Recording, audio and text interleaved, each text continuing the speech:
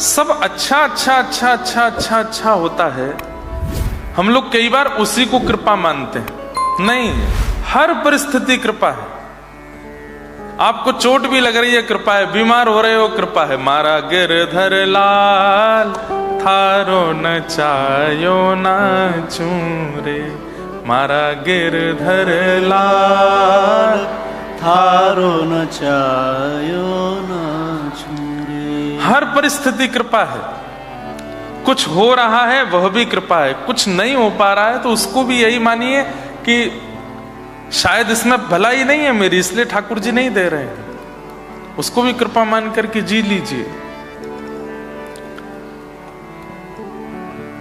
हर परिस्थिति को ठाकुर जी की कृपा मानना और उनसे कभी ना तो शिकायत करना, ना कोई प्रार्थना करना।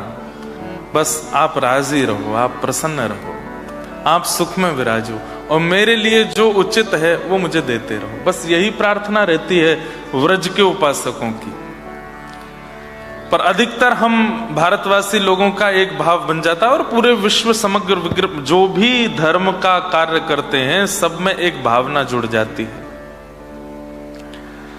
कारण से ठाकुर जी को भजना। ये काम हमारा होना चाहिए, हे हनुमान जी हमारा ये काम बनना चाहिए, हे गणपति जी हमारा ऐसा होना चाहिए, हे दुर्गा मैया ये काम तो हमारा करवाई दो। ऐसा नहीं, ठाकुर जी को कारण से भजना व्रज नहीं सिखाता। तो व्रज के उपासक का सबसे पहला नियम है कि वो ठाकुर जी से कभी कुछ नहीं मांगता। भक्तिमती मीराबाई आधे से ज्यादा जीवन निकल गया तब भी वृंदावन नहीं पहुंची थी।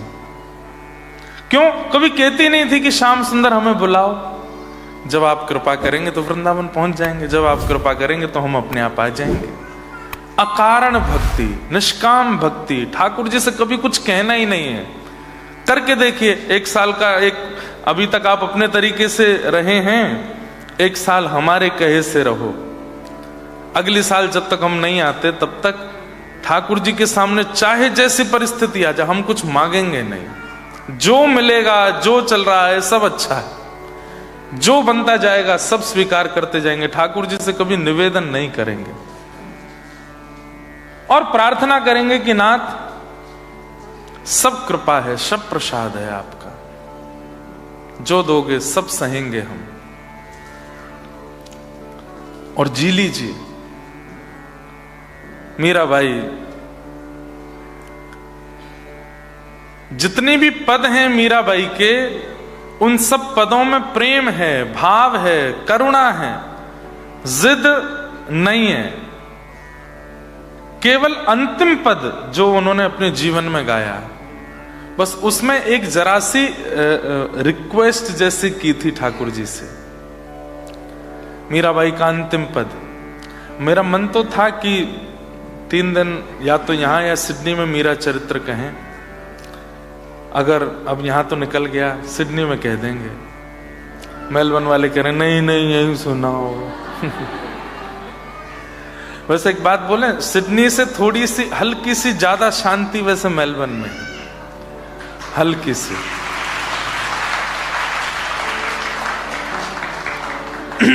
सिडनी में थोड़ी ज्यादा भागदौड़ सी ज्यादा है, हल्ला गुल्ला भी थोड़ा सा ज्यादा है। मेलबर्न थोड़ा शांत है, यहाँ के लोग थोड़े से हमको शांति प्रिय ज्यादा लगते हैं, इसलिए हम सबसे पहले श्री गणेशाय नमः यहीं से करते हैं। लेकिन सत्य बताएं, हम सोच के कुछ भी आए, माहौल जैसा होता है ना कथा वही होती है। ये कह के जा रहा हूं, जरूरी नहीं है कि वहां मीरा चरित्र हो, क्या होगा भगवान जाने। लेकिन अगर बनेगा तो मीरा चरित्र थोड़ा सा सुना। मीरा चरित्र के लिए 3 दिन कम है, 4-5 दिन हो कम से कम। बहुत सुंदर एक एक पद गायन हो। इस बार है दिसंबर में है बंबई में मीरा चरित्र। तो मीराबाई सब कुछ छोड़ के जा चुकी हैं। भाई छोड़या बंधु छोड़या छोड़या जग से, भाई छोड़या बंधु छोड़या छोड़ा जग सोई। साधुअन संग बैठ बैठ, साधुअन संग बैठ बैठ साधुअन संग बैठ बैठ साधुअन संग बैठ बैठ लोक लाज खोई रे मेरे तो गिरधर गोपाल मेरे तो गिरधर गोपाल दूसरो न कोई दूसरो न कोई मेरे तो गिरधर गोपाल दूसरो न कोई दूसरो न कोई। वैसे मीरा चरित्र उनको सुनाने में ज्यादा सुख है जो ठाकुर जी से कोई संबंध मानते हो। एक बात कह दूं, भगवान को जब तक भगवान मानेंगे ना आपकी एक दूरी बनी रहेगी। एक संबंध स्थापित करो। कौन है आपके? हमारे लाला हैं, हमारे भैया हैं, हमारे सखा हैं। तात मात गुरु सखा सब विधि में तेरो। कोई संबंध ऐसा नहीं है संसार का जो आप ठाकुर जी से नहीं बना सकते। जो संबंध चाहो। एक बालक ठाकुर जी को जीजा जी बोलता है, क्यों? राधा रानी मेरी बहन है, शिलाल जी मेरे कौन है? पहुना है, मेरे जीजा जी। संबंध मानो, और संबंध मानने वालों के लिए उस संबंध का निर्वहन कैसे करना चाहिए, उनको मीरा चरित्र सुनना चाहिए। पूरी दुनिया इधर उधर हो गई, लेकिन बाईसा हम बार बार मीराबाई नहीं बोलते, बाईसा बोलते हैं। बाईसा ठाकुर जी को प्रियतम ही मानती रही अंतिम श्वास तक। तो बाईसा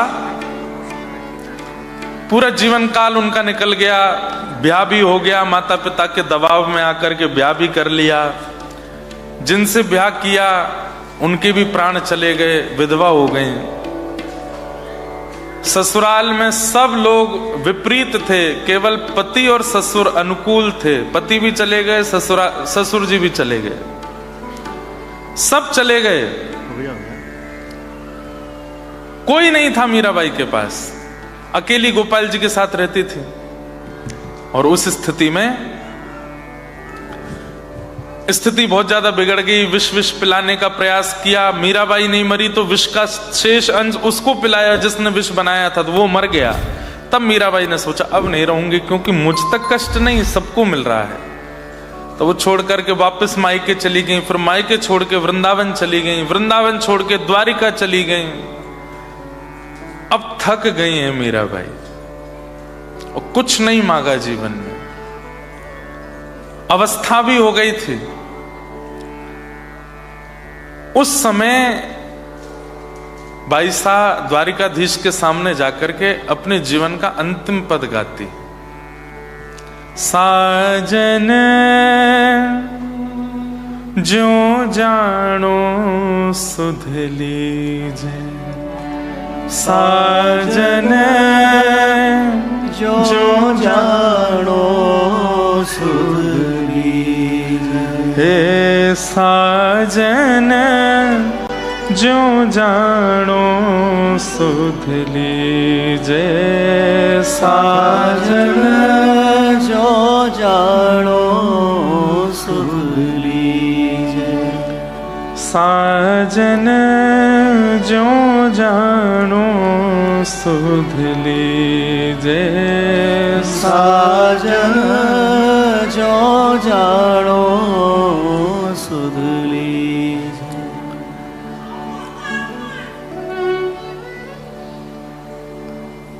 नींद रैन भूख न प्यासा, नींद न रैन भूख नहीं प्यासा।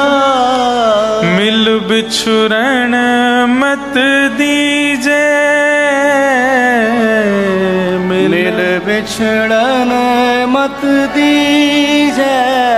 मीरा के प्रभु गिरधर नागर, मीरा के प्रभु गिरधर नागर। मिल बिछुरण मत दीजे साजन, जो जानो सुध लीजे। साजन जो जानो। अपने पूरे जीवन काल के अंत में आकर के मीराबाई ने एक छोटी सी प्रार्थना की है, कभी जिद नहीं की ठाकुर जी से। क्या कहती हैं? जैसे भी आप चाहो मेरी अब सुध लीजिए, मैं थक गई हूं। घर छोड़ा, विवाह करके गई, विवाह में जिससे विवाह किया वो भी पधार गए। ससुराल के लोगों ने बहुत प्रताड़ना की, वहां से मायके आ गई, मायके से भी सब चले गए, वृंदावन आ गई, वृंदावन से द्वारिका आ गई। अब मुझे वापस इस संसार में नहीं जाना, अब नाथ थक गई हूं मैं, अब मुझ पर कृपा करो। और अपने जीवन के अंतिम काल में जब प्रार्थना की है, ठाकुर जी के सामने करुण क्रंदन किया मीराबाई ने, तब दुल्हा बनकर के ठाकुर जी श्री द्वारिकाधीश पधारे और सब देखते रह गए। सबके बीच से मीराबाई को लेकर के ठाकुर जी अंतर ध्यान हो गए। जब सबने देखा तो मीराबाई गर्भगृह में प्रवेश की थी, एक दिव्य तेज प्रकट हुआ, एक प्रकाश हुआ, और उसके बाद अचानक से मीराबाई अंतर ध्यान हो गई। तो पुजारी जी ने देखा कि बाईसा का जो साड़ी का छोड़ था वो ठाकुर जी के भीतर प्रविष्ट हो रहा था, थोड़ा सा बचा, उसको पकड़ने का प्रयास किया, लेकिन बाईसा सशरीर ठाकुर जी में विलीन हो गए। कभी कोई प्रार्थना नहीं, कभी कोई जिज्ञासा नहीं, कभी कोई शिकायत नहीं, कभी कोई अर्जी नहीं। ठाकुर जी के सामने बस एक ही बात, ये जीवन मेरा प्रसाद है, आप जो देंगे जैसे देंगे मुझे सब स्वीकार है। अर्जुन से भगवान ने कहा कि महाभारत युद्ध में मुझसे क्या उम्मीद रखते हो? तो अर्जुन कहता है कि बस आप आज्ञा करना, आप कहोगे सीधे हाथ पे तो मैं वहीं देखूंगा, आप कहोगे उल्टे हाथ पे तो मैं वहीं देखूंगा, आप कहोगे बैठ जाओ तो बैठ जाऊंगा, आप कहोगे खाओ तो खाऊंगा, आप कहोगे पियो तो पीऊंगा, आपकी आज्ञा मानूंगा। करिष्ये वचनम तव। भगवान बोले सच में आज्ञा मानोगे? बोले हाँ। चलो, महाभारत युद्ध प्रारंभ हुआ।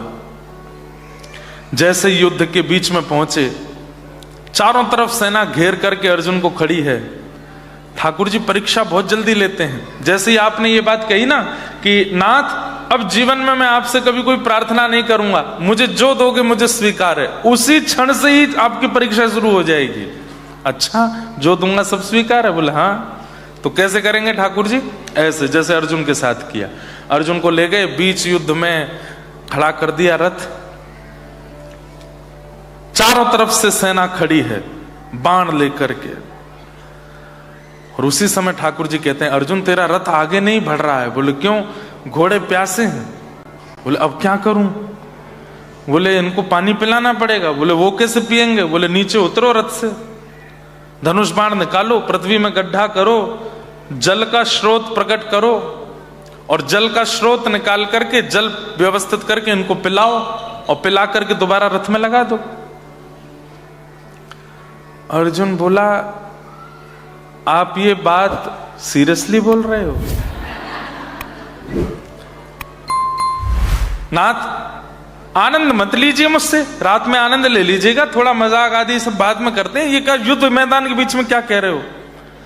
भगवान बोले तो फिर क्यों बड़ी बड़ी बातें कर रहा था कि करिष्ये वचनम तव, जो कहोगे सो करूंगा।